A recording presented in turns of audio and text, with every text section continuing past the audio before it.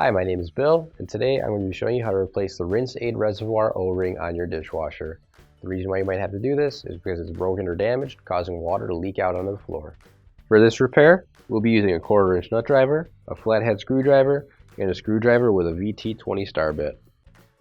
Warning: before doing any repairs, please disconnect your power source. So this is the dishwasher we're going to be using for our demonstration. It's a Maytag. Keep in mind, ours might be a little bit different than what you have at home, but the same technique should still apply. So we're going to open up our dishwasher door here. So now what we have to do is we have to get all the screws off around the door here. So we're going to be using a star bit VT20 in order to get those out.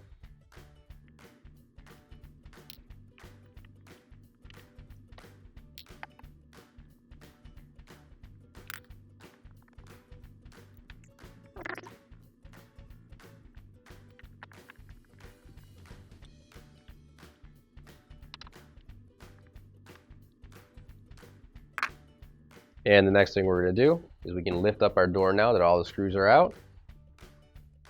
And that'll just pop right off like so. And now what you'll want to do is just take note of where these wires are all at. We're going to have to unplug all of those and separate the door from the other half.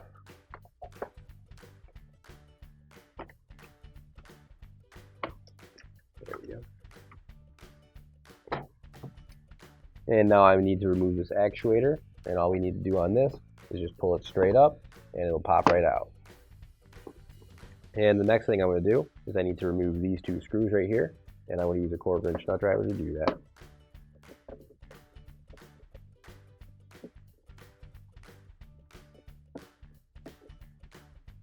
And now all I have to do is pull this entire assembly up and it should come right off. And now that we've got that off, we'll go to the other side of our door here. And I'm going to take off the lid for the rinse aid here.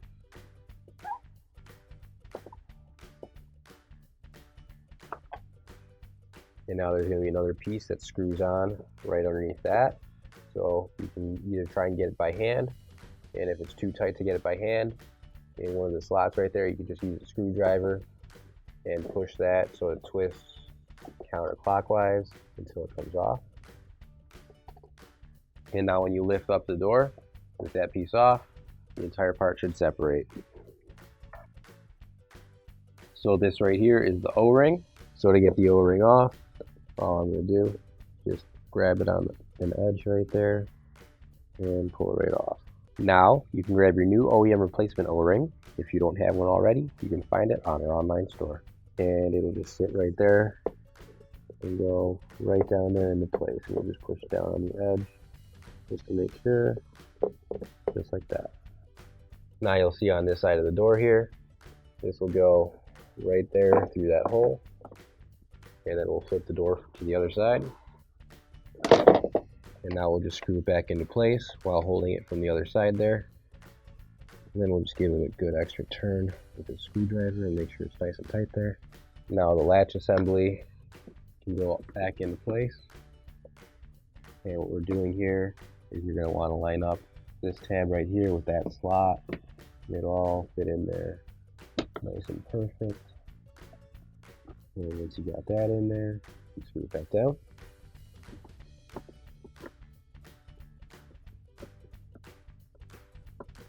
And now we can put the rinse aid lid back in, like so, and then screw that down. And now we'll put this other actuator back into place. And you'll see right here, it's got a couple little clips right there that'll clip into place. So we just push it straight down like that, and everything should line up. And now we can plug the wires back into the door here.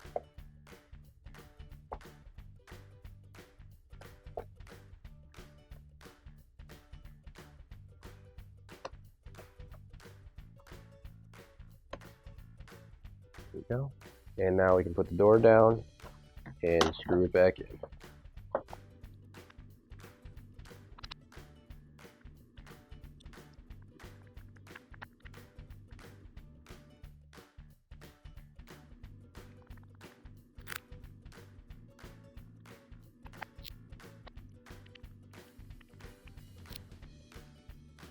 and then close up the door, and your repair is complete.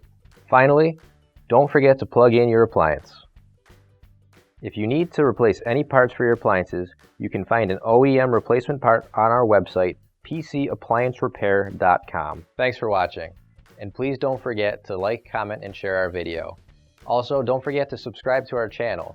Your support helps us make more videos just like these for you to watch for free.